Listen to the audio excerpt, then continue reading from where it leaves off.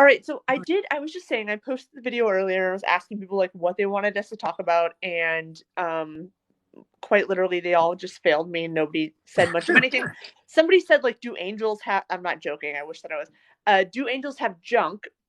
And like, while that's like a haha question, I do think like, as far as I can tell, doesn't God say like, "Let us create man in our own image"? So like, I would assume, if that's the case, that Adam was created in the image of God and probably his angels, unless I know that some people, evangelicals, will say this is a reference to the Trinity. I don't know enough to know if that's true. But like, I would assume, however Adam showed up, had some kind of reflection on the way that God was.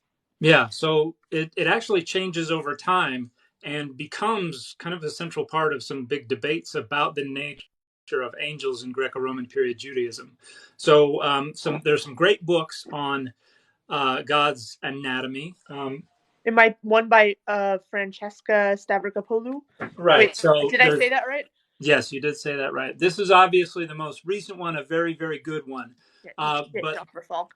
there are a handful of others. There's one by a gentleman named Benjamin Summer called "The Bodies of God in the World of Ancient Israel." That's very good. We also have Christoph Markschies wrote a book on God's body. Brittany Wilson published one on the embodied God, but it's addressing the New Testament. But God was understood to be anthropomorphic, to have a male presenting body, human sized, human shaped, located in a specific point in space and time. And so in rabbinic literature, there are discussions about whether or not Adam is circumcised. And the conclusion is Adam is made in God's image, therefore Adam must be Yeah. circumcised. Ergo, God is also Yeah. circumcised. I did definitely ask that question to someone that was annoying me on Twitter the other night. I was like, quick question, buddy. Yeah. He was a train wreck. Like, does God have a dick and is it circumcised? And Yeah. you will be not unsurprised to learn that he did not answer me. Yeah. Well, that's a sensitive topic, a sensitive region, and a sensitive topic. Now, when we look at Genesis 6, we have the Bnei Elohim, the sons of God, who are Jones for the daughters of humanity, and they go down and take wives. And so this is pre-angels. They're not considered angels. They're second-tier deities, part of the divine council. They are literally the offspring of God and God's partner. And in Deuteronomy 32, 8 and 9, Adonai seems to be presented as among the Bnei Elohim, the children of God. And they go down and they sire these demigods. And when you get to the tradition of First Enoch, I don't know what's going on with these things that get put up here, but someone sent you like 12 cents, and so they put a hat on your head. oh, is that what? Okay. Someone buys a gift. Whenever I'm live, I get a notification after that's like, hey, live. And it's like, you made 17 cents. Like, oh, thank God. I got Like, like yesterday, I got something that said I made like $10, and I was like, "Oh, thank you." thank you. Yeah, like, I appreciate the gifts for like what they represent in the moment in the chat, but then I like laugh to myself because Yeah. TikTok stores. Anyway, When I first got, and I'm going to get back to God's sorry. junk, but when I first started getting on TikTok, for whatever reason, I was being funneled into like ASMR stuff, and I was watching these people, and stuff would pop up, and they'd be like, "Oh, thank you so much," and I was like, "Am I supposed to thank people when they do this? I don't know the etiquette." No, me neither. It's fine. It's like I still forget to thank people for super chats when I'm live. Yeah. And it's not that I'm not grateful. I just have the attention span of a fly on cocaine. So I will say this. This has nothing to do with what we were just talking about. Since you have become like a public independent scholar, it's brought me a lot of joy personally, because like filters have started to fade Come down. away. And everyone here knows how I feel about filters. I have none. Anyway, that's all. Okay, All sorry.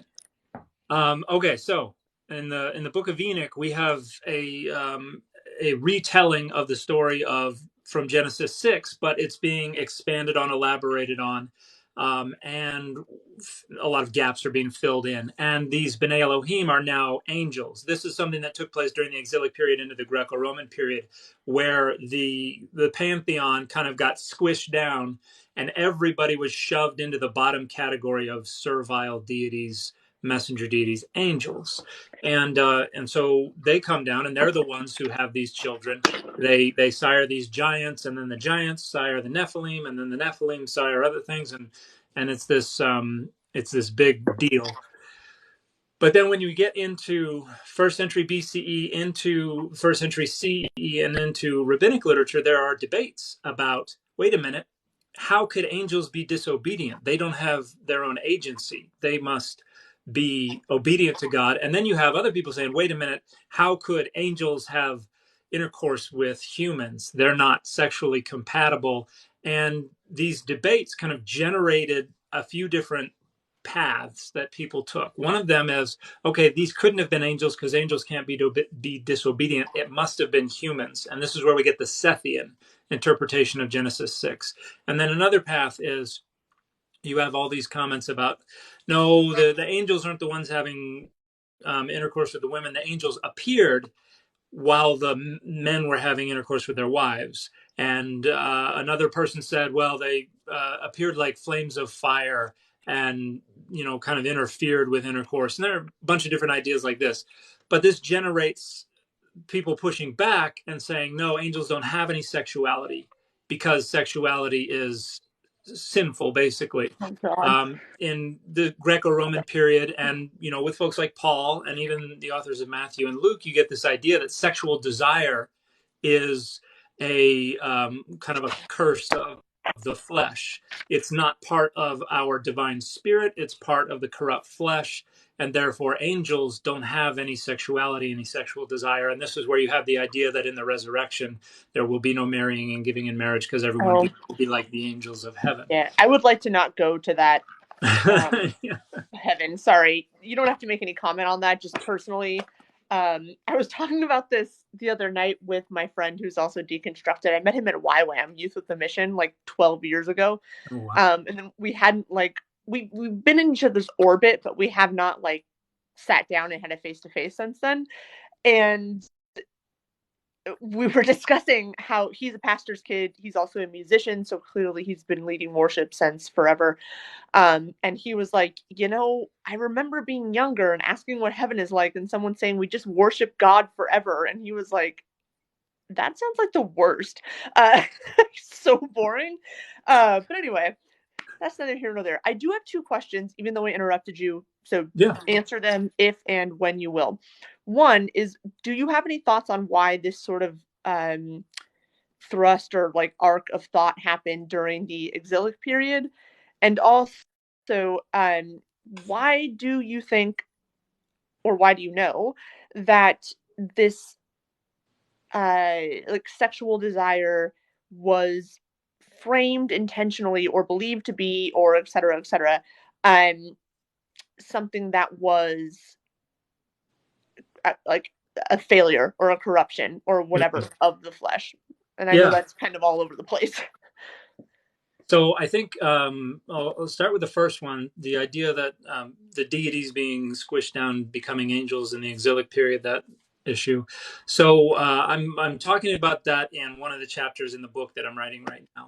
I may not have told everybody about this, but I am working on a book proposal. I've got an agent who is excited about this book proposal, and it is. I'm not sure exactly what it's going to be called yet, but it will basically be a discussion about how the Bible has negotiated and renegotiated the concept of deity from the earliest strata of the Bible all the way down to the Trinity. That's where I'm going to conclude. And someone says that they support this creator's rhetorical goals. I appreciate that. I'm thinking about a new shirt that says "Your rhetorical goals, I support them," or something like that. I wonder if people would like that. I got to do something with rhetorical goals. Is it like Yoda? Your rhetorical goals, I support them.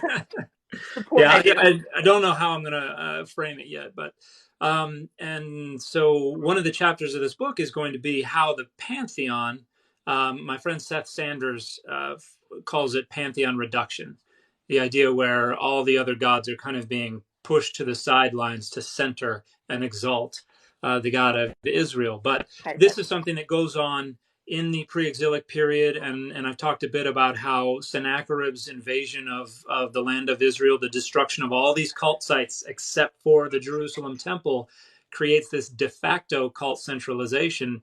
And a couple kings later, we have Josiah, and he looks around and he says, I kind of like this. God damn it, Josiah. I know. And that's the shirt. Sorry, I know you can't sell it. I might have to sell it. But like, every time I hear Josiah's name, that's what comes out of my mouth. Damn it, Josiah. That's a great. I would buy a shirt like that. I don't know who I could wear it around, but and so he wants it to stay that way, and so suddenly the probably earliest stages of the book of Deuteronomy suddenly are discovered, and they introduce all these cultic laws that are distinct from the ones that are that already existed. And basically, we get what some scholars refer to as mono-yaoism, where you don't worship the manifestation of Adonai at Arad or at Tel Motzah or at any other cult site. You're only allowed to worship the one. And some people think this is what the Shema is really about. Adonai is one. Doesn't mean there's only one God. It means there's only one manifestation of Adonai, only one cult site for Adonai. And so this is where all of the other deities are more kind of programmatically shoved to the side and down. And when we get into the exilic period, you're now in Babylon surrounded by all these other deities. You really need to make sure the Judahites are only worshiping the God of Israel. And so there are further attempts to marginalize and suppress the other deities. And so one way to do that, as I argue in a Journal of Biblical Literature article from 2018, Psalm 82 is an attempt to do that, where the gods of the nations, the other gods of the divine council, are condemned for allowing the Israelites to be exiled into another land, which rocks the foundations of the earth. And so they're condemned to mortality, which basically empties the divine council. And then the psalmist in the very last verse calls on God, "O God, rise up, for you shall inherit all nations." And this is a call for God to then appropriate all of the seats on the divine council and become God over all the world. And so now, instead of being limited to Israel, God is God of every nation. They can be accessed outside the land of Israel. And so you have all these different steps towards exalting the God of Israel and squishing down the other deities lower and lower until you get to the point where they're just all angels. And then remind me of the second question. Just like any thoughts on why sexual desire is so vilified, especially in the like, I mean, not. I know there's so many reasons, but I think we were specifically talking about the Gospels. Yeah. So I think that is that's borrowing from Greco-Roman philosophical thought. You have different schools of thought within the Greco-Roman world about sexual desire and how it needs to have a tight lid kept on it because it's separate of Hermes. Yeah, and you have like the Pythagoreans were some of the most strict ones, and you have the Stoics, and you have the Platonists were a little on the other side. But and this was something that we see in Philo of Alexandria. It's something we see in Paul. It's something we see in some of the early Christian apocryphal literature. A more ascetic approach. You have celibacy being praised, particularly in Matthew and Luke. This is a hard saying thing. Some people make themselves eunuchs for the sake of the kingdom of God, and so it's probably that is a real aggressive way to be. Yeah, and a lot of people are. I don't know if. I think the scholarly consensus would say that this is probably figurative language. Okay. They would point out that there are rumors and traditions about some early Christians, such as Origen, actually castrating themselves, and that may have happened. But how do you survive that in the ancient world? Sorry, not to interrupt you, but like literally, how do you survive that? Sorry, I just like it seems like that's like a serious procedure. Yeah. It seems like it. I don't know. I'm not a specialist on ancient medicine, Sure. Yeah, but they sorry. did. We have indications that people tried and even survived trepanation anciently, drilling a hole in the skull. I mean, it's they did that kind of stuff, and so it wouldn't surprise me if Built the different, survival rate was honestly. lower than it is today.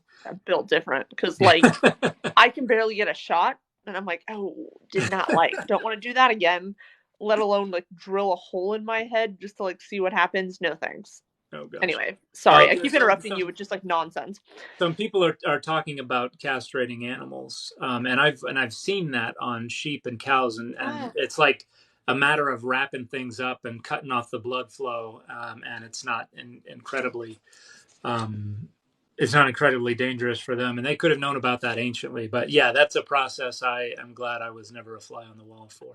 I mean, this is even something that I was saying the other day. I think I was talking to, yeah, I was talking to Andrew Mark Henry. I interviewed him, and he was saying in one of his classes he had to watch like an animal sacrifice, and he was like, as a anthropologist, I was like ready to watch this dispassionately, and then he's like, I saw it, and I was like, and I was like, I would die if I had to go somewhere Yeah. every week and watch them kill a live animal. Like, I would never survive. I wouldn't. I'm weak. And this is something that's interesting. The in I grew up on a farm, Okay. so I grew up around that kind of stuff, and so it doesn't really phase me. But I can understand how it can phase other people. So, And I think that's one of the kind of cultural distances that makes it a little harder for us to put ourselves in the shoes yeah. of biblical authors and things like that. And this is something that even in the Latter Day Saint world. Some of the aspects of Latter Day Saint temple worship make a lot of people uneasy, but for people who grew up around regular daily slaughter of animals, it's not as. Wait, is there animal sacrifice in the Latter-day No, Saints? no, no, Oh, no. oh, There's no animal sacrifice. no, sorry, I was confused because I was like, when you said it made them uneasy, I was like, wait, Yeah. wait. So yeah, somebody's commenting if you get exposed to it, you get desensitized. Sure. Yeah. So a lot of people like buying their meats pre-processed and Yep. packaged and even shaped, and so they don't have to witness all of that kind Yeah. of stuff.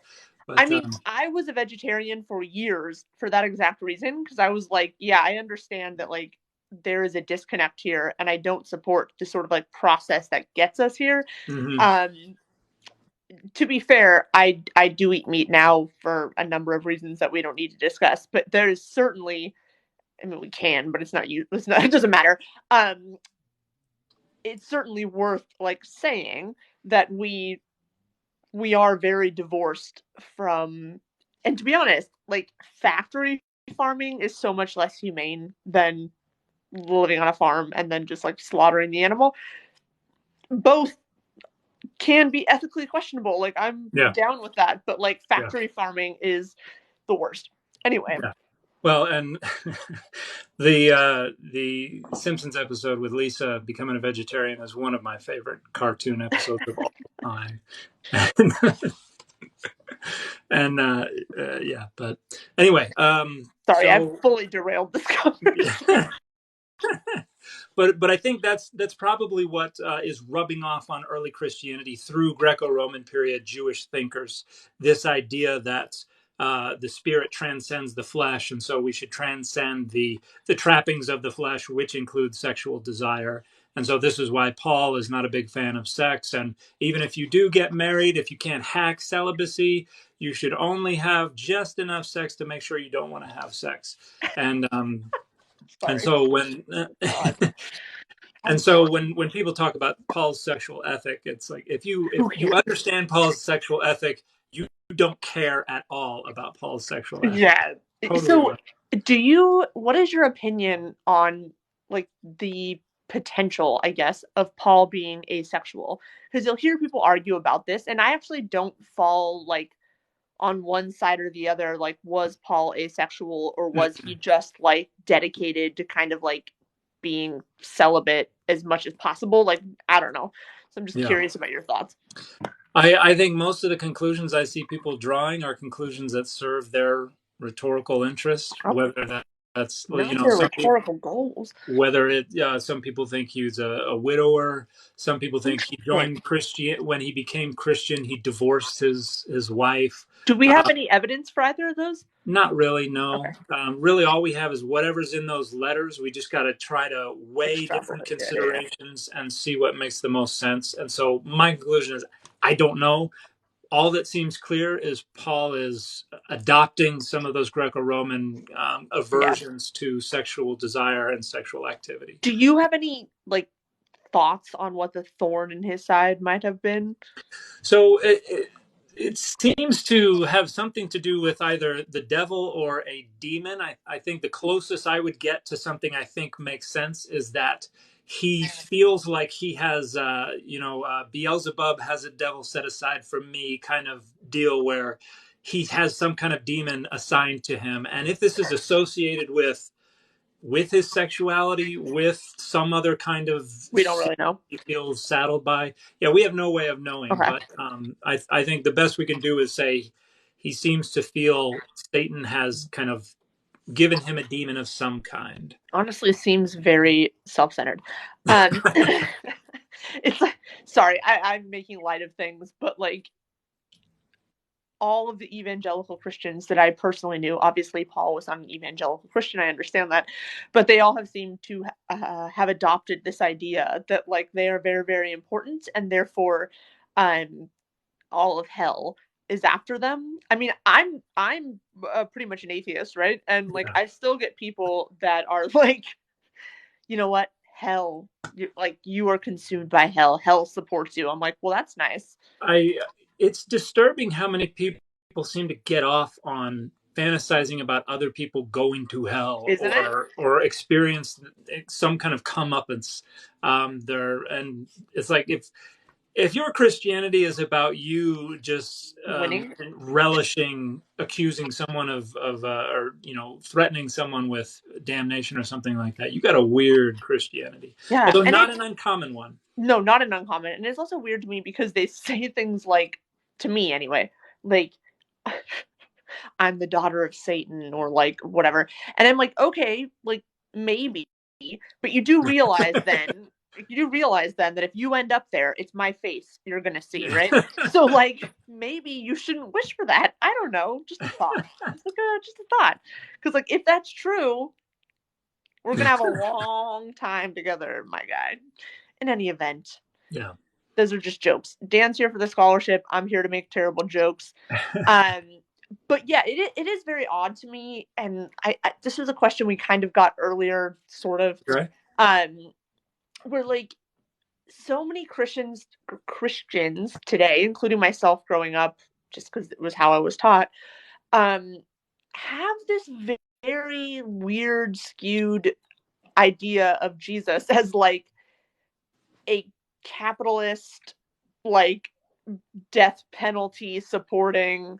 And I mean, like, they wouldn't say Jesus supported the death penalty, but like they think that they're following and like exemplifying Christ, and these are the Yeah. things that they support. So it's like, Yeah. okay. Um and I was recently looking at a book called Jesus, A Life in Class Struggle. And A new I book. it is a new book. Yeah, that's and I now don't remember. he's going to be very upset that I forgot his name. James Crossley. He's a good friend of Yes. mine. And Robert Miles, I think is, yeah. I don't know Robert, but I know James quite well. Yeah. So just a personal interest of mine as someone who is asking Christians every day to define Marxism. Um, sorry, I'm derailing this discussion.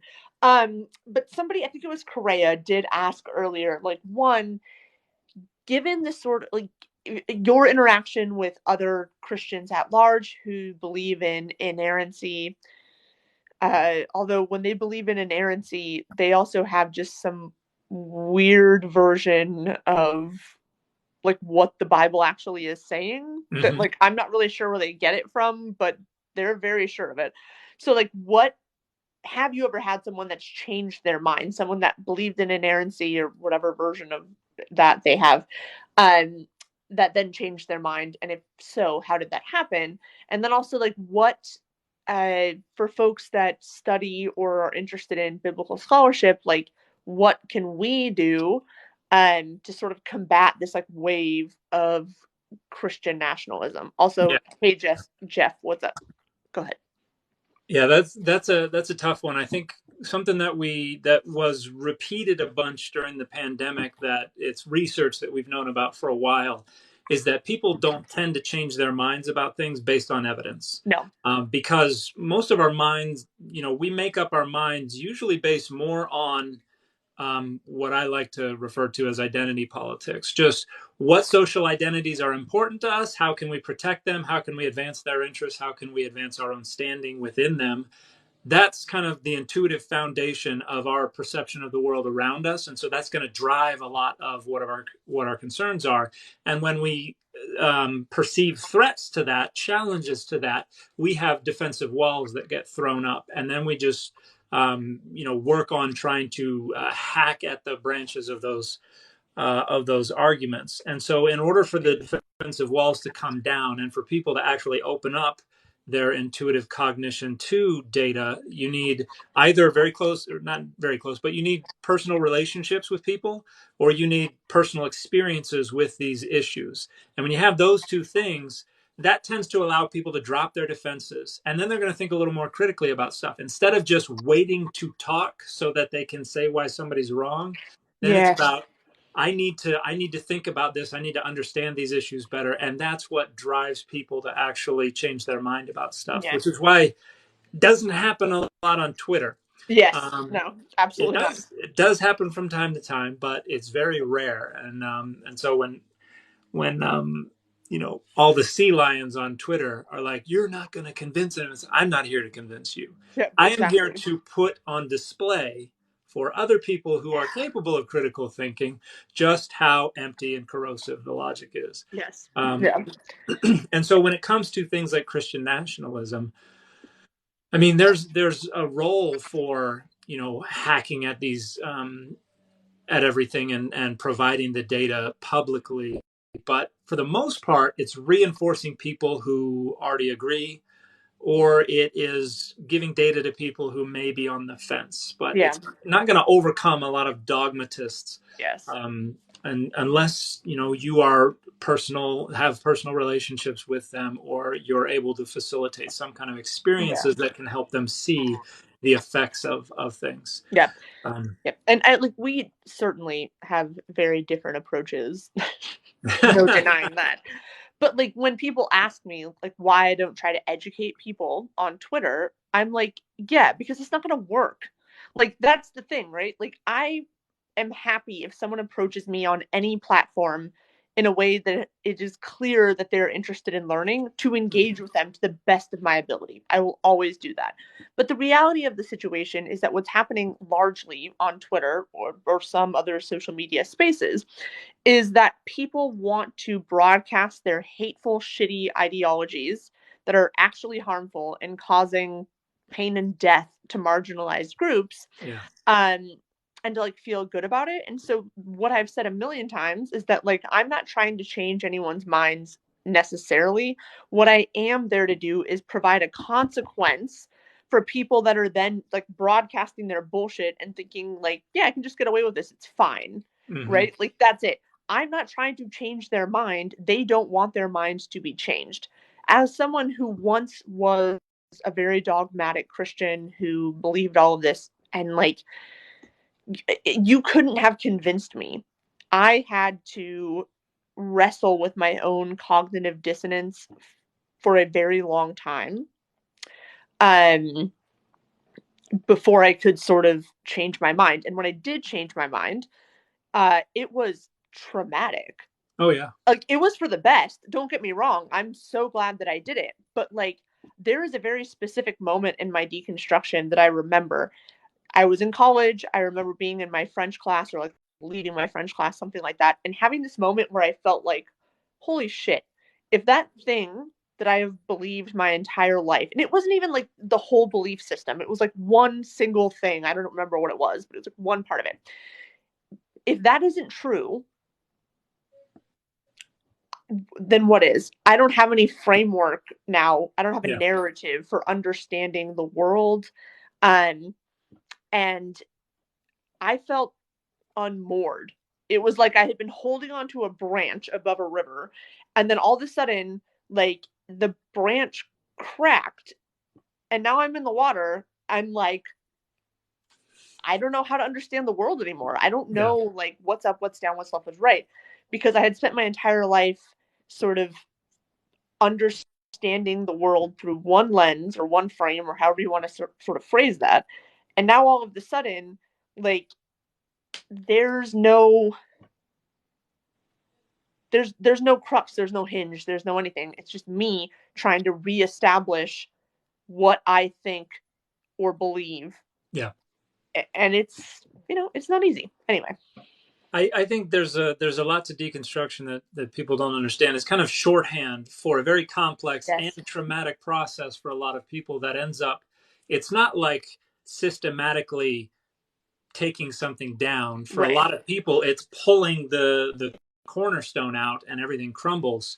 And because a lot of people, we're all fundamentally social beings, we construct our identity of ourself based on our past and our relationships with others and our understanding of how the world works. And so taking out the cornerstones of something like that you need to rebuild your understanding Yeah. of the world, which is a phenomenally traumatic experience. And I have people all the time reach out to me like, well, how do I know what's true? And it's like, well, I can't take you through a full course on epistemology, but Yeah. just, there are no within a lot of conservative Christianity and religiosity, there's this idea of binaries of black and white, and it's just clear and simple over here. And when you take that away, people want it to be clear and simple on the other Yep. side, but it's a lot messier Yeah. once you take all that away. And so, yeah, somebody's asking what deconstruction is, and it doesn't necessarily. Go ahead. Sorry. Keep talking. I am going to turn this other light on and use the restroom, but like just Yeah. feel free. I can still hear you. Thank you. Yeah. So, and there's your pupper. Yep. There's 3 of them. They'll make any number of appearances. Okay. All right. Let's see. So I think that I lost my. Oh yeah, what deconstruction is? It's not necessarily becoming an atheist. Some No. people, deconstruction means to kind of deconstruct their beliefs about the world and then reconstruct it with a different, more nuanced, more complex, stronger kind of faith. So a lot of people have different results from the process of deconstruction, but it's basically taking all of the ideas about the world and our around us and our place in it and just dismantling it and finding out what is there because of good reasons, what is there because of bad reasons, understanding what's underlying everything. And I saw this happen to some degree with some people I was in graduate school with. One of the universities I went to, Trinity Western University, is an evangelical school just outside of Langley, British Columbia. And we had some students there who were coming out of MDivs, and they had been at Bible colleges, pretty conservative Bible colleges. And Trinity Western has a seminary, but it also has the university side. And there's a biblical studies program on the university side. And it's a surprisingly good and critical one for an evangelical university. But we had students who came in and, a few weeks into the Old Testament course, they're like, I was taught that we didn't believe in the documentary hypothesis anymore, which means Moses wrote everything. Totally. About his own death in the first person. Yeah. Yeah, and it's like, well, just because there have been criticisms of J and E within and the documentary hypothesis as one of a number of different source critical frameworks does not mean that Hi, we're Joel. ejecting the entire thing and just going back to unified composition. That's not the way it is. And I, Moses, am the most humble man alive. yeah. And here's what happened after I died. Exactly. Um, Like, cool. Sick. I love bringing up the passages. There are a number of passages in the Pentateuch as well as in some of the other Deuteronomistic literature where it's like, okay, so it says Moses set this up, and then the next sentence says, and it's still there to this very day. Like, what day is that Yeah, they're exactly. talking Was it about? like Yeah, it's to like you the can next day? still go see this old thing. It's like that's not while Moses is still alive. That's centuries down the road. Yeah. I am having, just so you're aware, I'm having trouble keeping up with the conversation I'm down doing my below best. You because just keep educating. I'm gonna keep because I trying to feel read. bad. I have seen comments that are questions or comments to me that just disappear. So Moses set it up just last Thursday. Yeah, that's true. Uh, he definitely knew it was Thursday too. yeah, and Yeah. you can imagine it's still there. Did the Catholic Church change the Sabbath to honor Jason the Argonaut? Yes, authoritatively. Um, yeah, sorry. I am doing my part to kind of keep up with the chat. I'm definitely not going to catch everything, I'm sure, but while you're talking, I'm kind of like trying to make sure I see Oh, something. and I wanted to say about the T-shirt. So my Yes. Spawn T-shirt, it was like the best Spawn T-shirt I could find at Comic-Con last year. But after I bought it, I looked at the artist and I was like, I knew it wasn't Todd McFarlane or Greg Capullo, and I looked at the artist and it was Rob Liefeld, who was like one of my least favorite artists, comic Ooh. book artists. So I was like, "Grr!" But it's still a pretty cool shirt. So I thought I needed to pay my respects to the Todd father, Todd Hey, McFarlane, and so this is one of his old Spider-Man covers. I So barely know what that means, but respect. I will say this: while we're on the topic of, I'm just gonna get this off my chest. It has nothing to do with anything. And I actually don't remember if I mentioned this to Dan or not, but the number of men that read my master's program application letters and said like, "Hey, did you know that you could just apply directly to PhD programs? You don't have to like do a master's."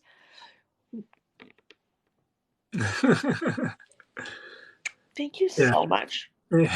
Thank you so much. Yeah, I actually just woke up one day and I like quite literally stumbled in to these acceptances. Anyway, that's all. Sorry. Um my Yeah, sister I sorry, think go a ahead. lot of people don't realize, and men too, and I'm not exempt from it either. A lot of people don't know how much internalized misogyny is governing how they think about things, and they don't realize that the questions they're asking are betraying Yeah. that they are thinking about the people they're talking with on a lower level. So Jordan, I saw that and we're going to address it. I have it written down. I just need to get this out of my system because it's been a day. And I'm sorry. Yeah, no, and I think that like women, it happens to women too. It certainly, I'm sure, happens to me. It's not like an unforgivable sin. I'm just sitting there thinking like, do you not? I'm sorry. Like, Yeah. do you not think that I thought about this for longer than like 30 seconds before I Well, just like decided to just go all in on something? Like, good lord. But well. that's fine. That's fine. Everything's fine. Sorry, Dan. Well, women don't get PhDs without being attractive because that's really the only reason they I can make it know. through those Yeah, programs. that's it's a At theology by least, cup size. yeah. That theology by cup size. I'm That's gonna do the great. conventional Um, wisdom. I mean, I definitely had someone say like, oh, well, like it's gonna be better for you because like your male professors will like want you around. Huh. There's a lot going on there. Like maybe that's true.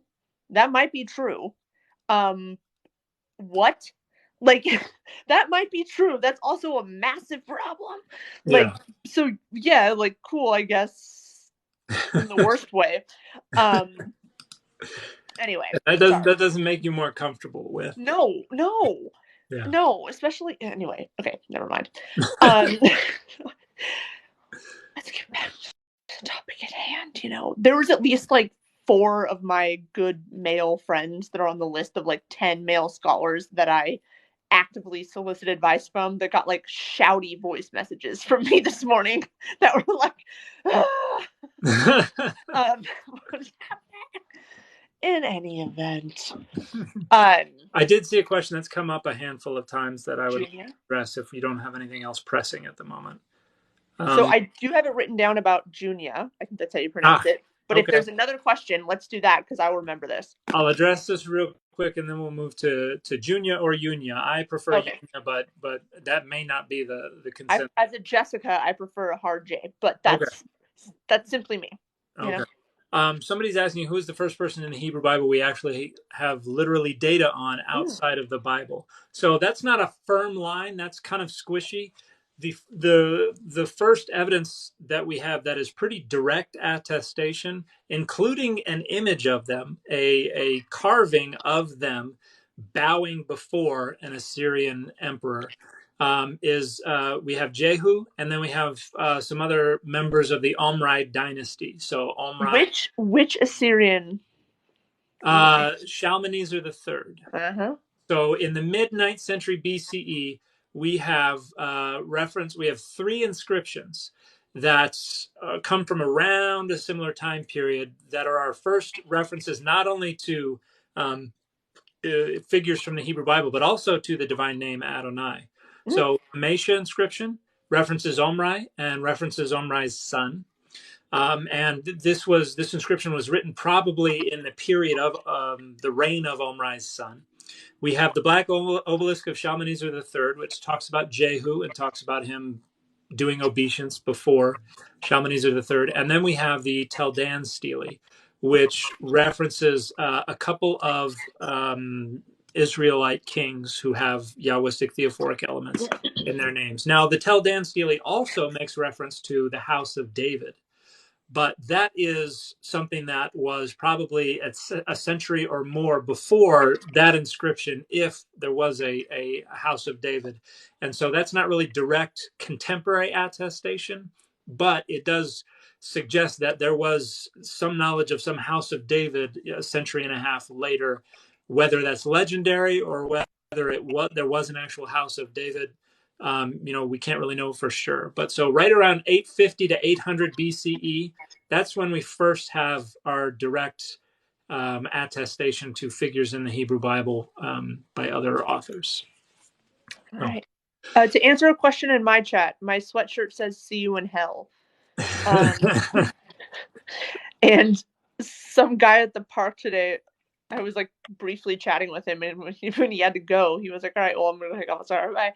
And then he was like, "Yeah, see you in hell," and I was like, "I'll be there." In any event, that's what it says. Nice. Okay, there's several questions in my chat, so I can't see yours. You can't see mine. You might be really? getting very different questions. That's what Do I've we heard. have different chats? I guess. I don't know. There's a lot. So let's see. This is my question. And because I'm the host, I'm gonna ask it. So I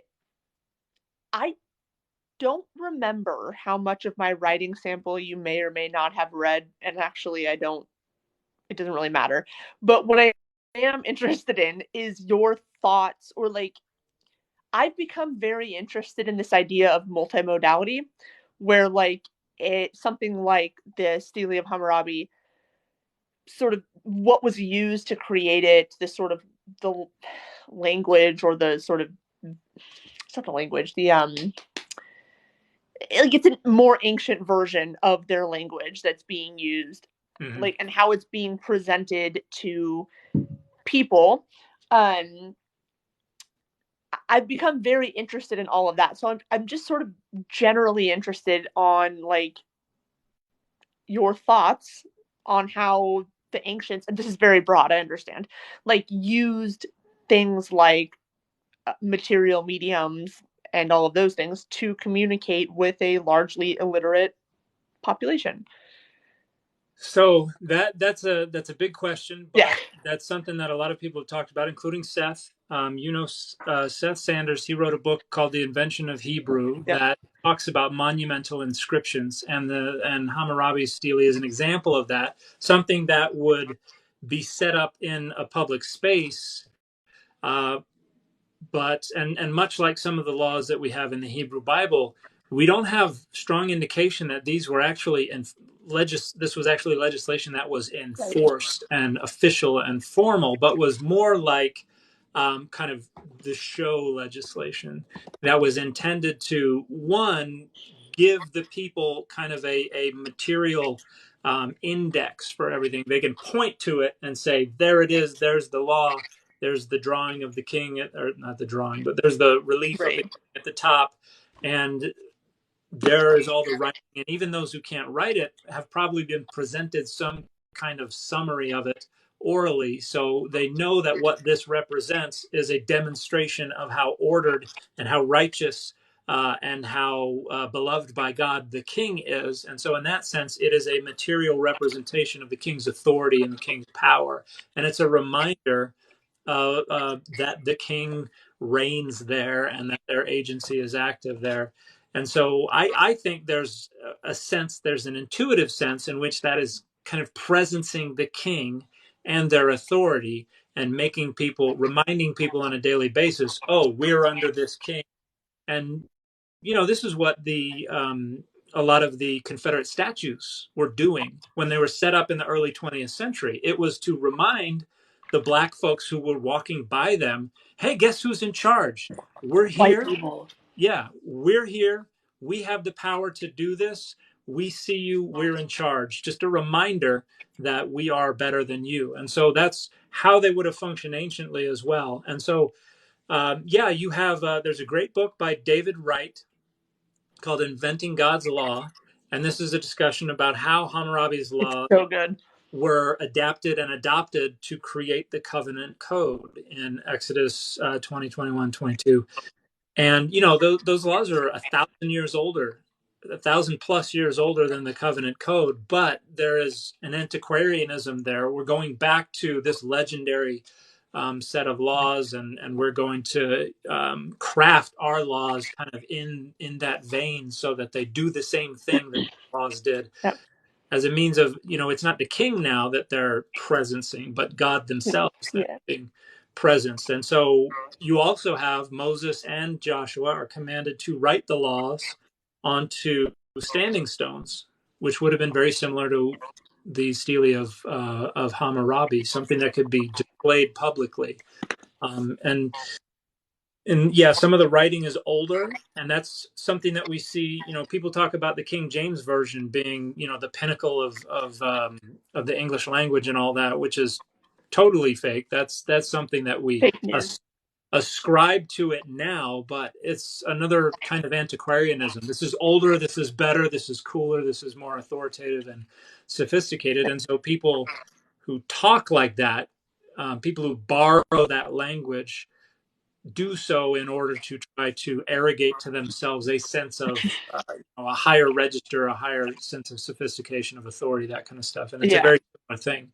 And in the Dead Sea Scrolls, you have some of that as well, archaizing language, even archaizing script.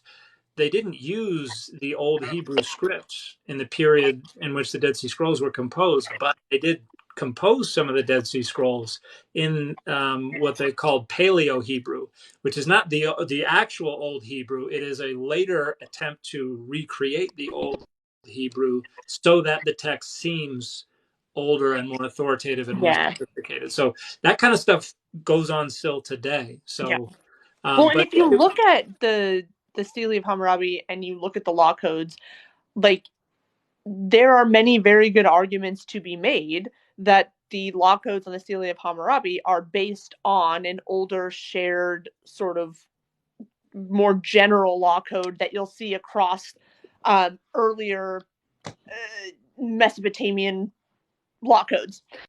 And so, like, it's not a super original or new thing. This is just like how things were done, because we've decided that something that's older, and by we I just mean like humans, something that's older is more authoritative, and so we lean on those things. Yeah. Yeah. I don't know if there's been much research done directly on that principle and kind of tracing that principle in the Bible or in other ancient Southwest Asian literature. But that would be a really cool topic to address. Well, I think Pamela Barmash writes about it in her, it's like a 2020 book. I only know this because this is what I wrote my writing sample on for grad school applications. But she talks about the argument that, like, not the Bible, but at least the law codes of Hammurabi, are based on sort of a larger and older and shared kind of tradition. And it's not like a one-to-one, but like the way it's written and the sort of topics. And if I remember correctly, she kind of extrapolates and talks about how like certain law codes, I don't remember the name of them right now, I could look them up, but I don't know that it matters, sort of did it in this like minimal difference way, and then other law codes did it in like a more maximal difference way. And so then you filled in sort of the space in between these 2 points. Anyway, it doesn't matter. It's just, it was very interesting to me as a big nerd. Yeah. So tis neither here nor there. But y'all should read that book, David Wright. That's his name. Yeah. It's really good. I think I read it in like 2 nights. It is dense. Well, yeah, I mean, I'm not saying I retained all of it. I simply read it. And I should read it again because, like, I'm clearly not making incredibly cogent, like, arguments from it, but, like, it was really interesting. Yeah. Especially if you grew up a fundamentalist like I did, who was led to believe that, like, the Israelites were the start of everything ever. And so, like, it's really interesting to then be like, well, like, maybe not. In any event. Okay. Someone asked a while ago, can you discuss or sorry, what was the name of that book again? The one that David Wright? Oh yeah, David Wright, Inventing God's Law. Somebody asked a while ago, can you talk a little bit about the other gods that are mentioned in the Bible? Yeah, so ancient Israel was surrounded by a number of other cultures and was also had its own pantheon, and the gods of these other nations would have been included within that pantheon. Basically, the high god has this council of patron deities, and these would have been the other gods of the other nations. And so Israel believed that their god was the high god over the pantheon. But you have Chemosh is the god of Moab. You have Milcom as the god of the Ammonites. They refer to Baal as Baal would have been the storm deity in Israel, but also up in Phoenicia. So Baal is the god of a patron deity of those regions. Asherah or Athirat was a god in like Ugarit. We have a bunch of texts from Ugarit where Baal and El and Athirat are there as well. And there are a handful of others. Kos is one. I'm not thinking of all the others off the top of my head, but these deities would have been second-tier deities in the pantheon according to ancient Israelites, and they would have had some role to play in the divine council. Baal was a storm deity, Asherah was a warrior deity, and a deity of things like motherhood, lactation, child rearing, successful childbirth, all those kinds of things. El was the benevolent patriarchal high deity. So they had different roles. There were different divine profiles associated with them. But one of the reasons you have conflict between Adonai and Baal is because when Adonai shows up on the scene, and again, the earliest attestation is mid-9th century, they adopt the storm deity profile and basically try to fill the same role that Baal is already filling in the region. And so they butt heads. And you have Adonai appropriating Baal's literature. So if we look in Psalm 29, we have this praise of Adonai, and there's a sevenfold praise of the voice of Adonai as being similar to thunder and lightning and violent weather, very storm goddish. Right. But it mentions like 3 or 4 different regions, cities that are a part of Adonai's purview. But these are all located up north in Phoenicia and Jordan and places like that, not Israel. And so a lot of scholars think this was probably a hymn to Baal, and authors just went yoink and changed the name. And it may have been as simple as that. It may have been a creation that was kind of patterned after another one. But we do know of one piece of literature that was directly praising Baal that was literally just appropriated, and that's Isaiah 27:1, which is something that is word for word found in a Ugaritic text from over 500 years before, where it says Baal defeated Lotan, the wriggling serpent, the twisting serpent, the dragon with 7 heads, and then in at 27:1 we have Adonai will defeat Leviathan, the wriggling serpent, the twisting serpent, the dragon that lives in the sea. And so that's a very clear appropriation of praise of Baal, and that Right. it's been redirected to Adonai. We don't see any similar conflict between Adonai and El, even though El was an even more popular deity in the broader Canaanite world. And that's because rather than taking the divine or taking over the storm deity profile and conflicting with Baal, Adonai was just conflated with El. Mm. So it wasn't, I'm going to be another El. It is El and I are now the same. And so you don't have any conflict between Adonai and El. You just have that appropriation. Yeah. Other deities are demonized and later on become some of the wicked evil deities. Beelzebub is how Baal is represented in parts of the Hebrew Bible and then into the New Testament. So Incremental variation. I just pulled up my paper because I was like, what the hell is that term that I'm looking for? And it's incremental variation. Sorry, I can't let things go. Yeah, and that's when people talk about like revolutions in biblical ideologies and stuff like that, nothing was revolutionary. It was incremental elaboration, innovation, variation, and it was just taking things and adding a little here, taking away a little there. And so I don't like when we talk about things like revolutionary monotheism and other things like that. It's not like somebody just came up with this idea and it changed everything. It was something that slowly had to change. Yeah, it's almost like what happens today. Wild. So wild. Okay. I'm skipping ahead a little bit. I'm not forgetting other people's questions. This just seems like it'll be a shorter answer.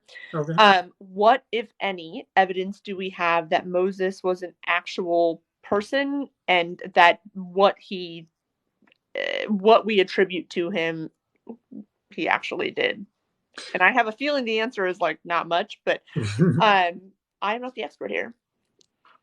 I would agree with you. I don't think the data that we have supports anything like the Exodus as found in the book of Exodus having happened. Now, there are theories that this is a faint memory that has been incrementally elaborated on over centuries of some historical core that goes back to some small group that escaped slavery from Egypt, made their way to the northern hill country, and then their tradition accreted all these additional details and grew, and the fish got bigger and bigger with every telling.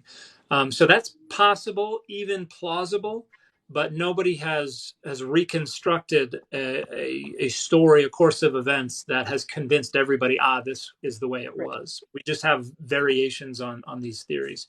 I would say the strongest piece of evidence that maybe Moses was historical is the fact that Moses probably was an Egyptian name, but it's missing something. And what it's missing is the name of an Egyptian deity, because Moses would come from an element of Egyptian personal names that means born of or son of, but it should have the divine name of that Egyptian deity. So Ramses, Tutmosis, all these other Egyptian names, they have the name of the deity there. And so if Moses was a historical figure, it's plausible that their name was Moses something or something Moses. Mm-hmm. And because of embarrassment about a foreign deity, theophoric element in their name, they would have taken it out because they didn't speak Egyptian and left us with just Moses, which is an incomplete name. What are your thoughts on the similarities between the story of Moses and the legend of Sargon, like the birth story of Sargon? Right. I think there's clearly there's the same like narrative construction. Yeah. Somebody put in a basket, put in the river, gets discovered, climbs becomes ruler. Very clearly there's some kind of influence. There's been a lot of discussion about how that influence could have trickled down.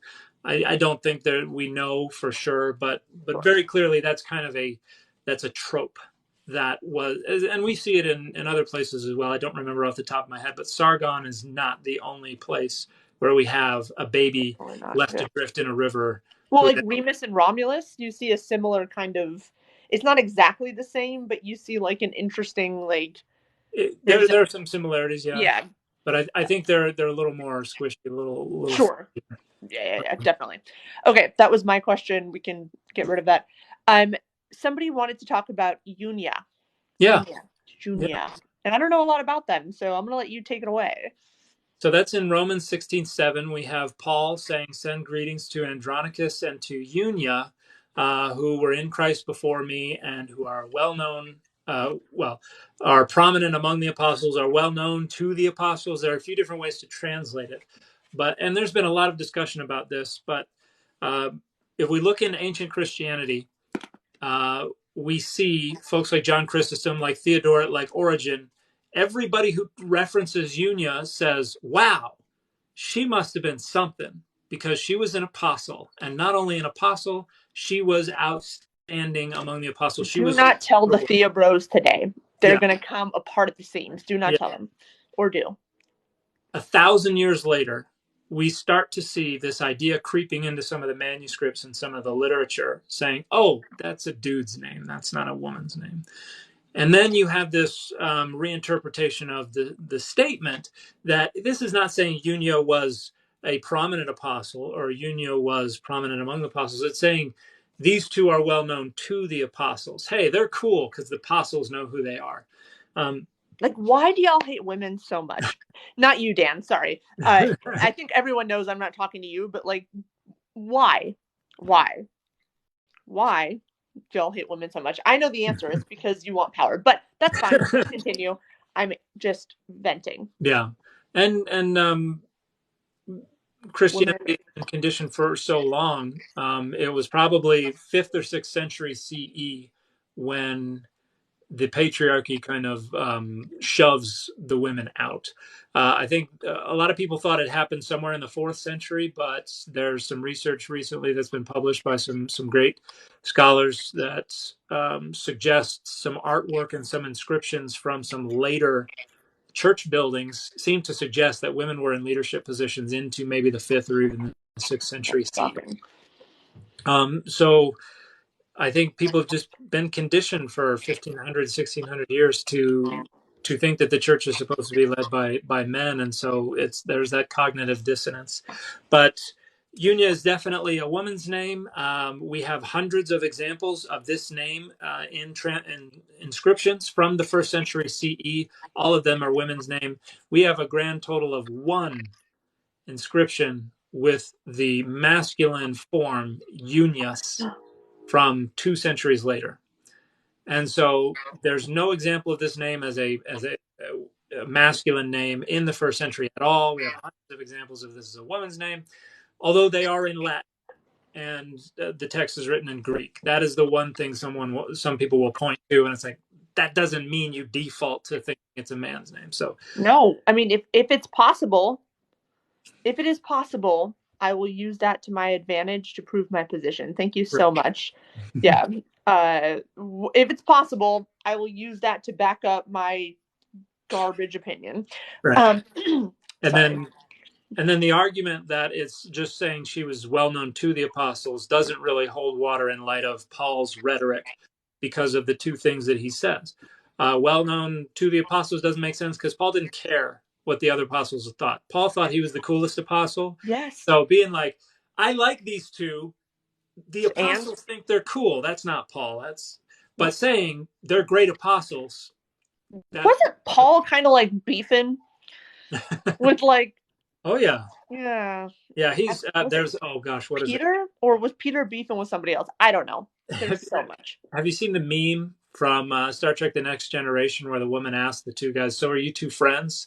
And one of them says yes and one of them says no. Yes. And I think if somebody did a version of that meme where the woman was asking, and then the two people, one was Paul and one was Peter. Yeah, I mean, And Peter's like, Peter's like, Paul, yes, and Paul's, or the book of Acts, listen, the book yeah, of you never even met Jesus. Quit trying to make fetch happen. And then he's like, I'm literally the rock of the church. And then Paul was like, no, it's fine. I made a bunch of shit up. I did shrooms one time. Just kidding. Sorry. That's like a very, oh, someone said that was from Voyager. Oh, was that Voyager? I don't I know. Somebody said that, apologize. not me. I don't know. I am an original series nerd, so sorry I couldn't tell you. No. But and then the other thing Paul says is they were in Christ before me, and Paul always likes to say I was the last apostle. Every other apostle came before me. I was the last one, and so that fits that rhetoric. He's reminding them, oh, they were, remember, they were before me. I was the last apostle. So Paul makes me feel some kind of way, and I don't really like it. Like, he makes me feel like the kind of guy, like, when he's like, I'm the worst, like, you deserve so much better, but then also is like, I am the nicest guy in the world. yeah. That's the vibe. I'm like, Paul, pick a struggle, buddy. Like, pick one. You gotta pick one. Well, Okay, sorry. he's deploying rhetoric that's going to be the most effective for what he wants his letters Sure. to do, which is why in one letter he'll That's talk called about manipulation. yeah, All right, sorry. he'll talk about one sexual sin, and he'll be like, they deserve death. And then there's another. Then you go to Corinthians where you're talking about this guy who's evidently sleeping with his mother-in-law, or his not his mother-in-law, Jerry. and Paul's just like, oh, just cut him off of the community, and that way Satan will buffet him for a while, and then in the end his soul will be saved. It's like, this isn't the law that you set down in this other more abstract conceptual discussion. Yeah, It's a that sounds like practical the discussion. Jewish conception of like the spin cycle after hell after death until you like smooth out your rough parts. Don't quote me. I'm not Jewish. That's not exactly right. But like that's what it sounds like, where it's like, well, just like deal with you until you're okay enough to pass through. Like, Yeah. And so it suggests Paul talks about issues differently if he's doing it abstractly, conceptually, what? versus doing it practically and with an actual example. So That's so wild. yeah, so people who try to construct like a consistent, systematic theology or even church structure from Paul are, there's no way to do that. You're Yeah, going yeah. to end up perverting it one way or another. Yeah. I was talking about this again. This is just the most recent interview that I did with Andrew Mark Henry about like, do you think Paul would be like upset or like happy that all of his letters or like a lot of his letters ended up canon? Like in Galatians, I think it is, where he's like yelling at them about how terrible they are. If he would think it's like sacrilege, or if he would be like, oh, okay, cool. And my personal opinion, this is just me, is that he would pretend to be like real upset and like, I'm the worst of the worst. You shouldn't consider anything I ever say to be like worth anything ever. Blah, blah, blah. But inside, he'd love it. That's my Yeah. Oh, personal yeah. opinion. Yeah. I I mean, can't prove it, obviously. I haven't talked to Paul recently. well, I think probably the first thing he would have said is, it's been how long and Jesus isn't back yet? I mean, Yeah, yes. it would take him a while to get over that. And by the time he deconstructed all of that, I don't think it matters much what he thinks about anything else. No. Paul So would be out here in therapy. Okay? Like, he'd be like, I thought this was like a couple of weeks. Yeah. So in any event, that's my personal thought on Paul. Okay. Sorry. Before we continue, whatever. Hey, stop interrupting. Get the fuck out of my live. How does that sound? Okay, great. So glad you stopped by. I want to know like how much. When do we need to be done by? I want to respect that, but like. probably 20 or 30 minutes, if that's okay. Great. Nope, works for me. Just want to make sure. Okay, let's see. Somebody asked, and I saw this on Twitter the other day, about David and Jonathan having a wedding ceremony. And I believe it was Rabbi Mike that wrote this thread. I know nothing. I haven't even read the thread.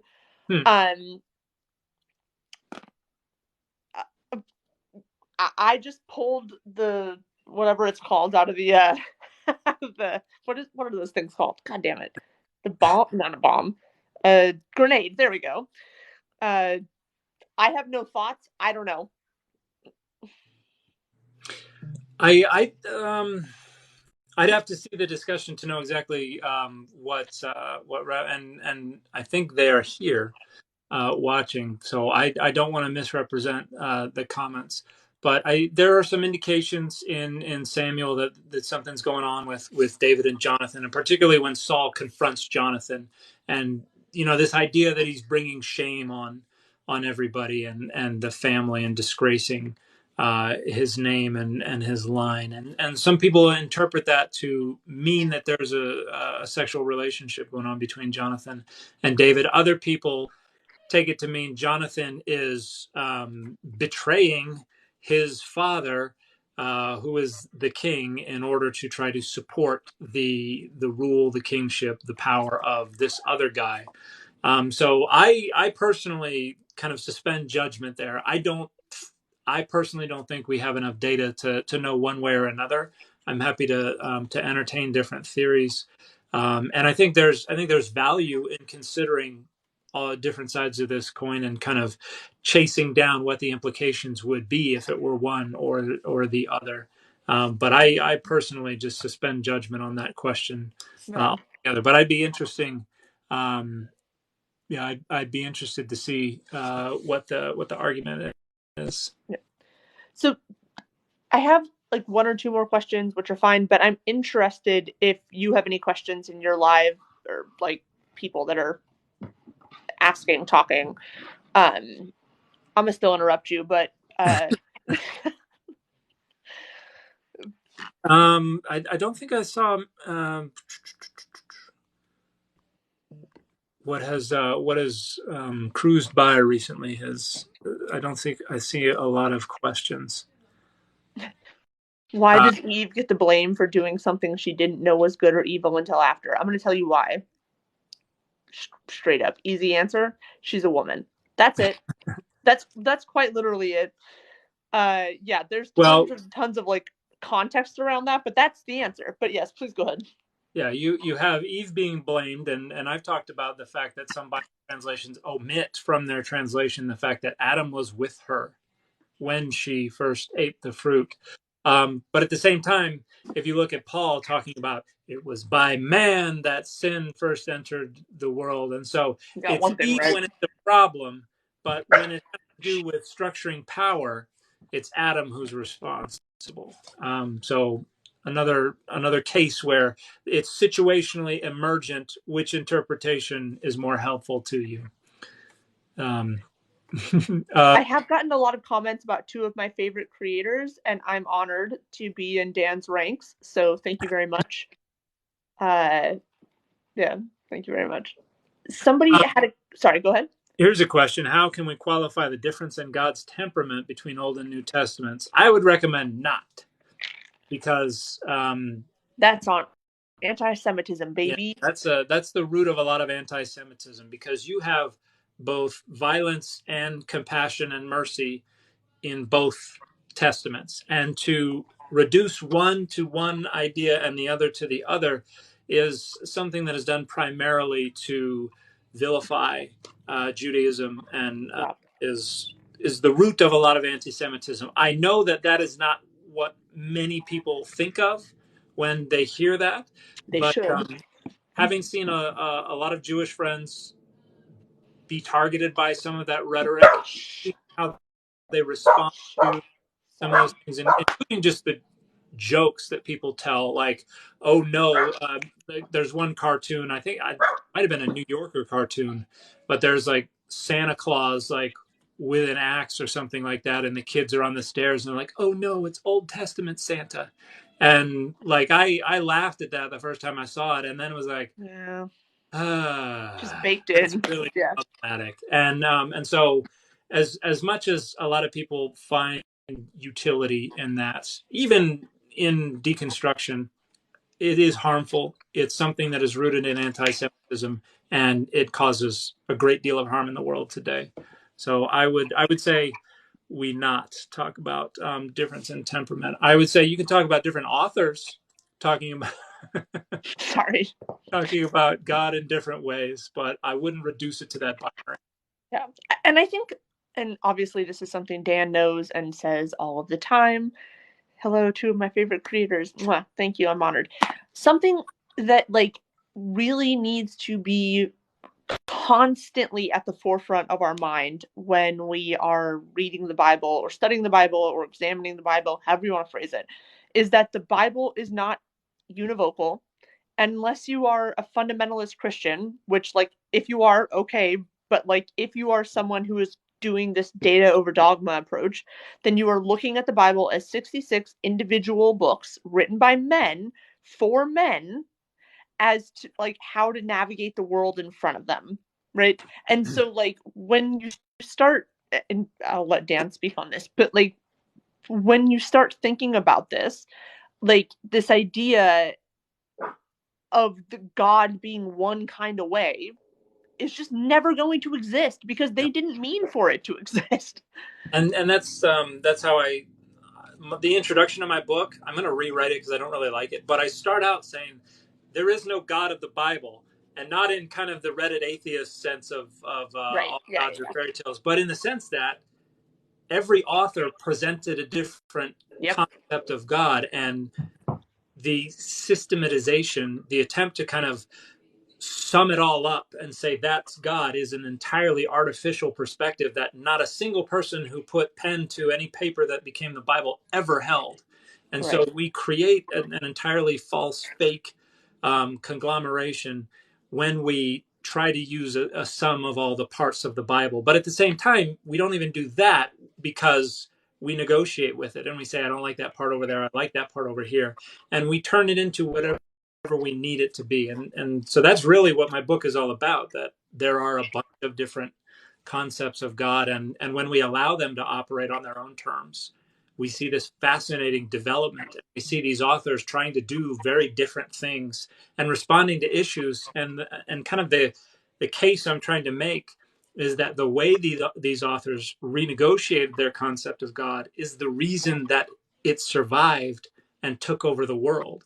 It's like the most successful marketing campaign of all time because it took advantage of Yeah. historical circumstances and even crises in ways that set the table for future circumstances to allow God to become God of Yep. all the earth. So, Meanwhile, evangelicals are out here with the worst retention plan of all time, telling people that if one thing is wrong in the Bible, you can throw the entire thing out. Like, that is quite literally the worst retention plan of all time because it yeah. takes about 30 seconds. And it also makes the Bible just exponentially less rich and meaningful and important and worthwhile and all the rest of the things that you want to say than if you actually read the Bible with this kind of contextual, historical, and potentially, if you have the capability, linguistic, like, understanding. I also want to say this because I see it come up a lot in like edgelord atheist circles, and it just makes me roll my eyes every time. Y'all think goat herders wrote the Bible? Like, You know, think be it was in the fucking for Bronze real Age. with me right now. Y'all think goat herders wrote the Bible on what? With what? And with what literacy? Like, I know that's like a super like dismissive, like cool thing to say, and like your friends are like giving you fist bumps, but like you sound dumb. Yeah, That's and all. it's always Bronze Age goat herders too, and it's like we can't give them the Iron Age. We No, go no, back to the Bronze Age Bronze for Age. sure. Like they didn't Just write like anything in the Bronze Age. yeah, when give me a year. Yeah. Give me a span. When was that? The Bronze Age? Be specific. Oh, that was a question that came up earlier a few times in my if we are seeing different chats. Apparently, yeah. Fine. What's the earliest text in the Bible? And I Aaron love this. did a good discussion of this recently. But it's really just fragments of poetry that were worked into larger pieces of poetry. So like Deuteronomy 32, the Song of Moses, Genesis 49, Jacob's blessings. maybe parts of Deuteronomy 33, maybe Exodus 15, Judges 5, the Song of Deborah. And I think it's really cool that perhaps the oldest text in all the Bible is a song about how awesome this woman was. Um, but Women are pretty could awesome. be, yeah, that could be 10th, 11th century BCE, and it was adopted and kind of changed and reworked in the years that followed. But we don't have, and this is another thing that Seth Sanders has argued, we don't have any evidence of historical narrative developing in Northwest Semitic languages until around the middle of the 9th century, right when those monumental inscriptions start to pop up. And so the earliest we would have historical narrative would be there. So any of the historical narrative in Exodus and Genesis and any of those other texts probably does not come from before about 850 BCE. I also really enjoy that Pastor Paul Dree said, "Let's go, Deborah." Yes, same. Sorry. Let's see. Okay, we have a little bit more time. 2 questions. One is a recommendation, so I'm going to save that for the end because I want people to kind of leap on that. One is your thoughts, and I have no thoughts on this because it's just beyond my scope of experience and education. What are your thoughts on the perpetual virginity of Mary? I don't see that in the text. I see that as something developing by later thinkers who are like, well, if that means that, then that needs to mean that, and that means, and ultimately we arrive at Mary probably should have stayed a virgin her whole life. And so it's boring. That develops later on in order to kind of satisfy these philosophical questions about these doctrines. And I've talked about the life cycle of religious doctrines where things come up as responses to unintended or unconsidered implications of other things that came up. And then as it gets renegotiated and renegotiated and renegotiated, it becomes something very different. And then it either gets embedded in the foundation or it becomes something that gets jettisoned. If circumstances render it meaningless or useless or something like, or problematic. If it can't be renegotiated, then it has to be jettisoned. And so I think it's just something that developed as people were taking down the implications of other doctrines, which is what I think the Trinity is as well. So not something that anyone, if you could find someone on this planet or any other planet that could learn to read English with native facility, who never heard anything about Christianity or Judaism or anything like that, you could have 1 billion of them read the Bible, and not one of them would come away from that saying, oh, this is 3 gods, or this is 3 persons within the one being of God, and they share this hypostatic union. And you can't derive these things decontextualized from the text. They are the product of negotiations going on within specific historical circumstances. We love you too, M. Hostilis. Sorry. Everyone is saying such nice things in my chat about how much they love both of us, so I'm trying to respond. Honestly, I'm kind of a mess on this app these days. I'm just sharing my life, so I'm very grateful that y'all follow me and love me, and Dan is doing the Lord's work, pun intended. You know what I mean? Correa asked, do these people broadly think that James had a different mother then, or? I can't tell you what apologetics have been developed to try to defend the perpetual virginity. They do be wild. What's that? I said they do be wild. Yeah, they do. I have to have heard something about that.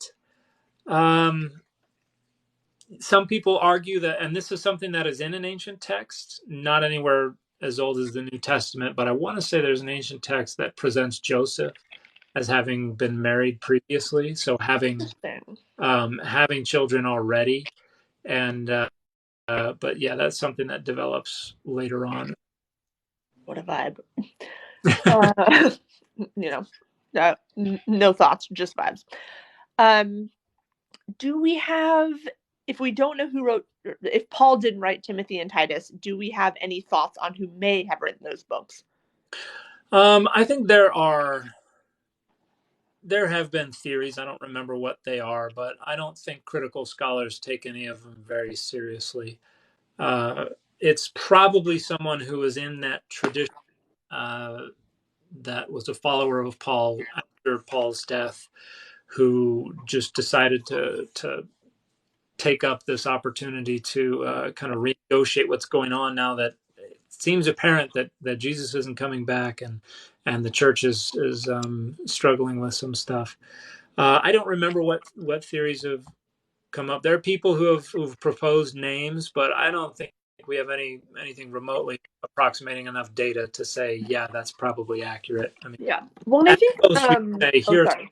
abilities, and maybe this one makes the most sense. But Yeah, I think something that like doesn't really get talked about enough, and I'm not saying this is what's happening here, I don't know that, but like you will see a lot in the ancient world where somebody who studied under somebody else will, as like a sort of an honorific, basically saying like I wrote, like if I wrote a book and I had studied under Dan and I just used Dan's name because I was like he taught me everything I knew or everything I know, right? So they wouldn't have seen it as like this like plagiarism or whatever. Um, it would have been a way of honoring the person they learned from. Now, again, I don't know that this is happening here. I'm not saying anything about that. I just think it's worth thinking about how these things were thought about and understood in the ancient world. Because, well, now if you did that, people would feed you to the wolves. In the ancient world, it was seen as like, why wouldn't I? I learned everything I know from this person, and therefore, like, I'm giving them the honor by signing off on this, right? So, again, not saying that's what's happening with these two books. I have no idea. Just something to consider when we think about, pseudepigraphy. yeah, Yep. certainly authorship was thought of differently anciently, but and then Bart Ehrman's book Forged kind of So good. pushed back against that a little bit. I saw an interesting question, if you don't mind. No. Do you think Josephus's account of Jesus is a forgery? Oh, I love this. The overwhelming academic consensus is that there is an original core to the Testimonium Flavianum, where Josephus did refer to Jesus. There are actually two references to Jesus, but the one that gets expanded on probably did refer to Jesus, probably said, who is called Christ or something like that. And then a later Christian writer puts in all this nonsense about he was Nice. man and all this stuff. And I think one of my teachers from Oxford, Martin Goodman, wrote a book on the history of Judaism. And he talks about how it probably just said there was this dude, his followers are still around, and they called him Christ.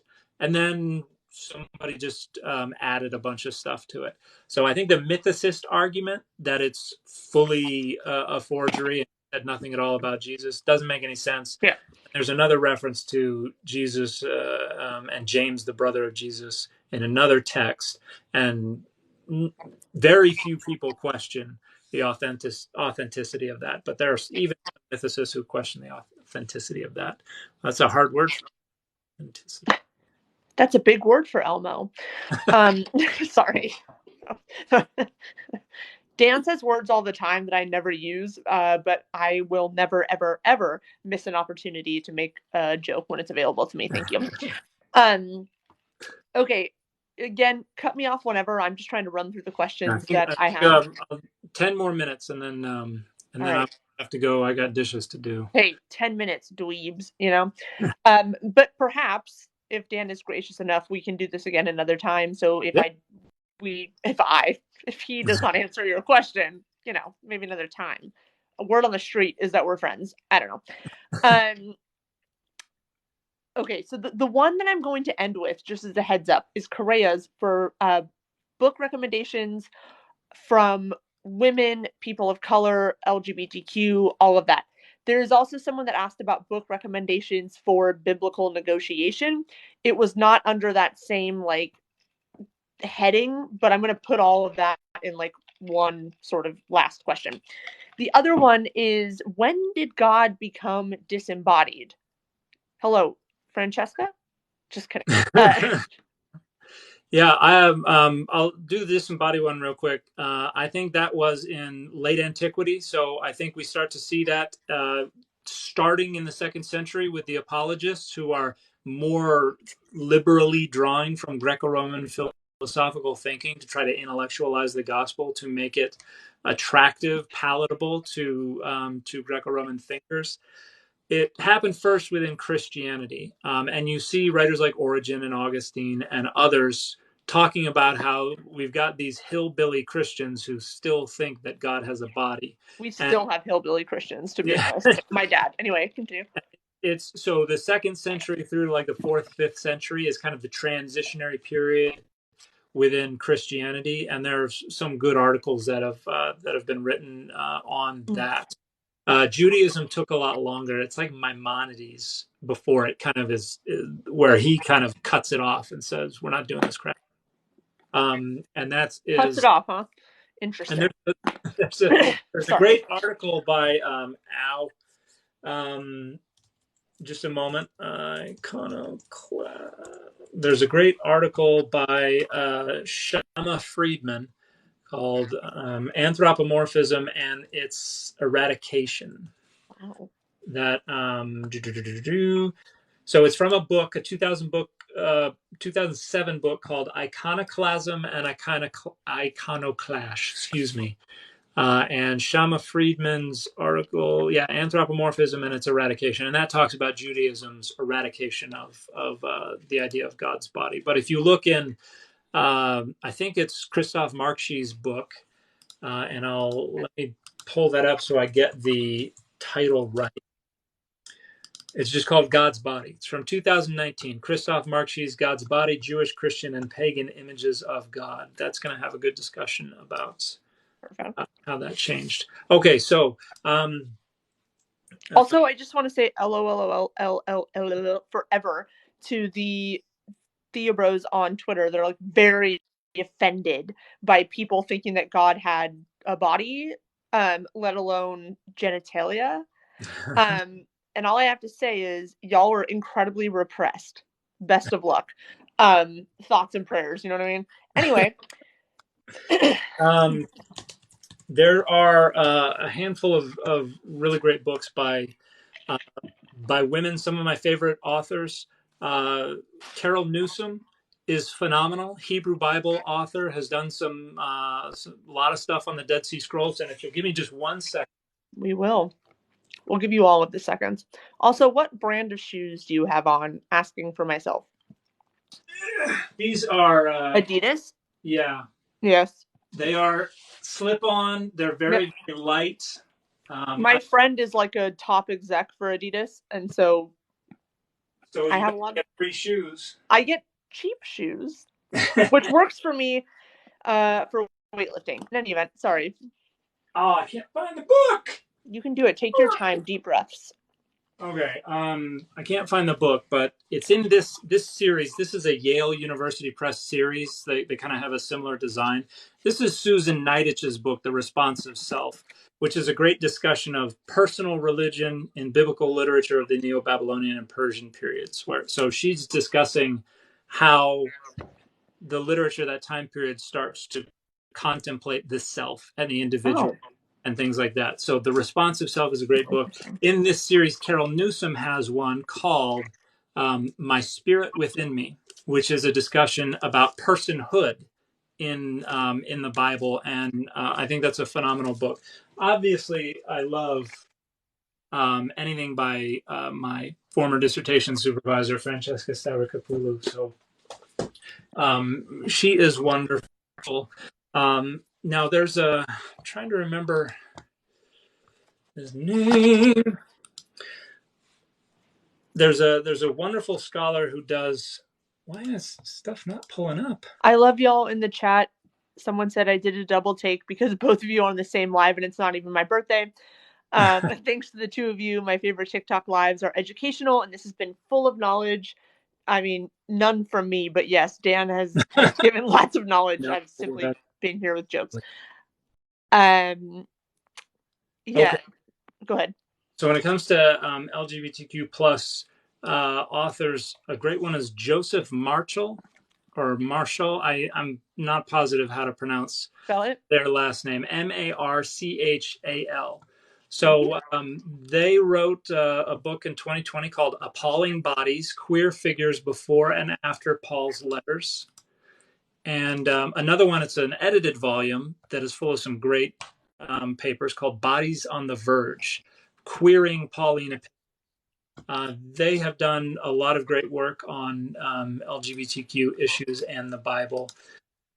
Saul Olian is also another Hebrew Bible scholar that I'm organizing a conference with Saul for about a year from now at Brown University Oh, called with Josiah? Yes, with Josiah.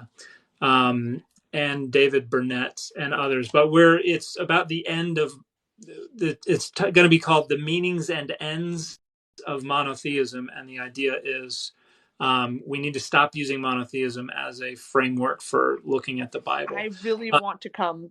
So Yeah, you'll have to find a way to join us there. That'll be at Brown University. I'm going to be on the East Coast one way or another, or like Midwest to East Coast.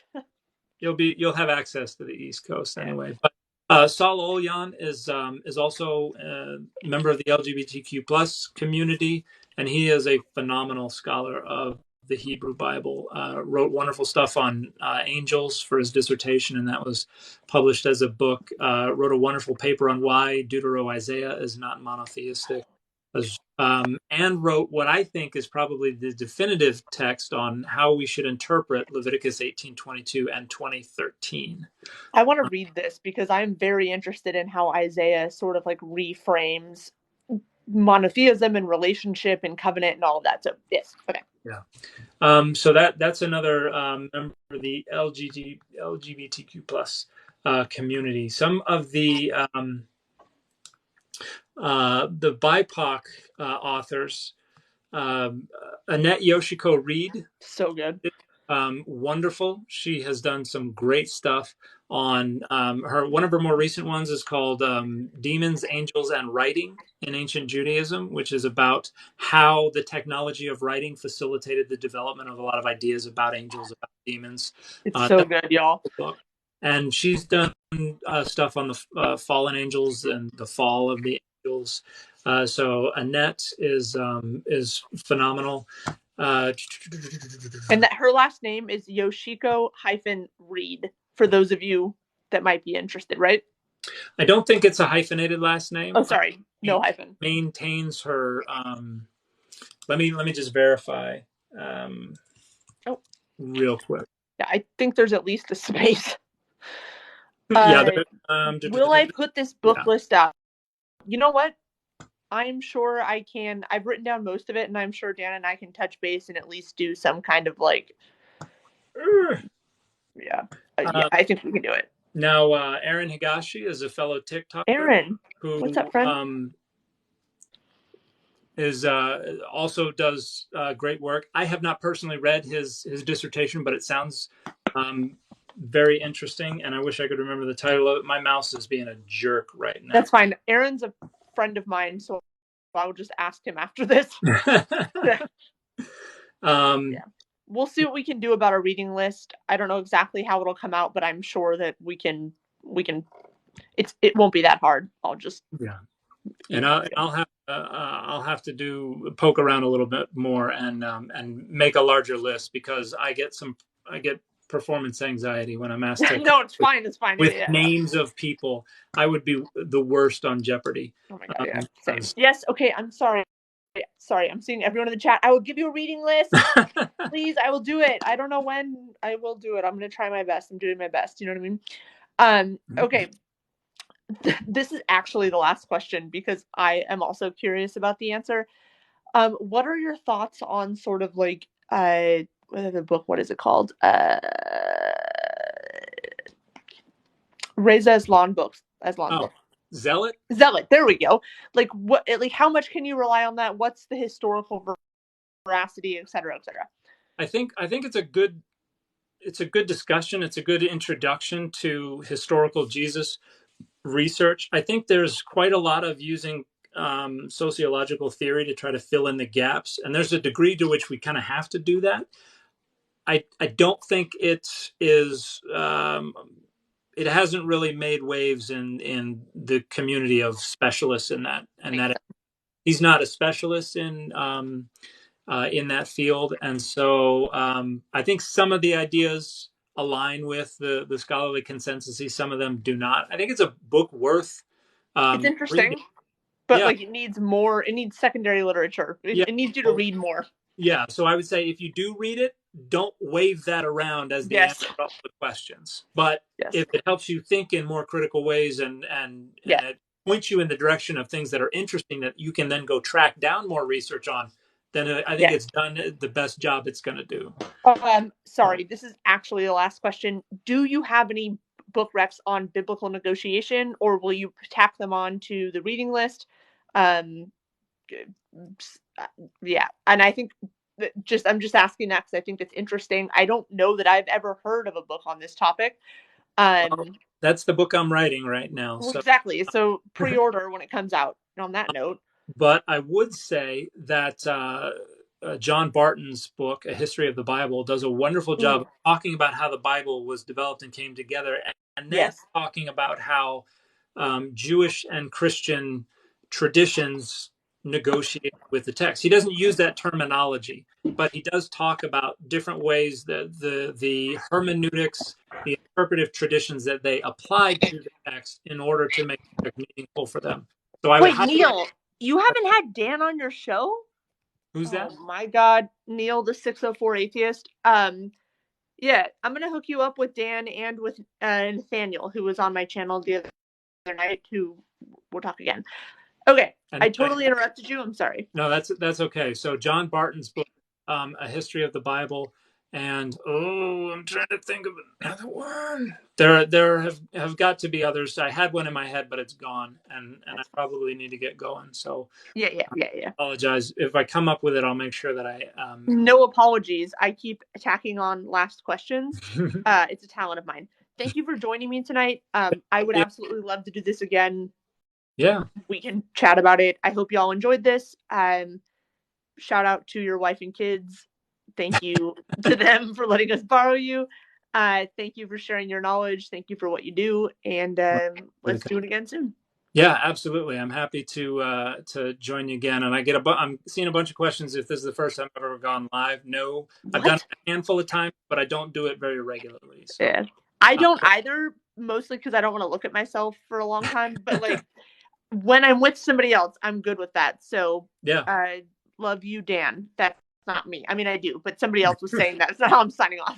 well, thank you very much. I appreciate it. And yeah, I enjoy doing it with doing the live with other folks as well. Yeah. It's a little less awkward than just looking at myself and Yeah, yelling same. for All right. Hop off. Thank you so much. And we will talk again.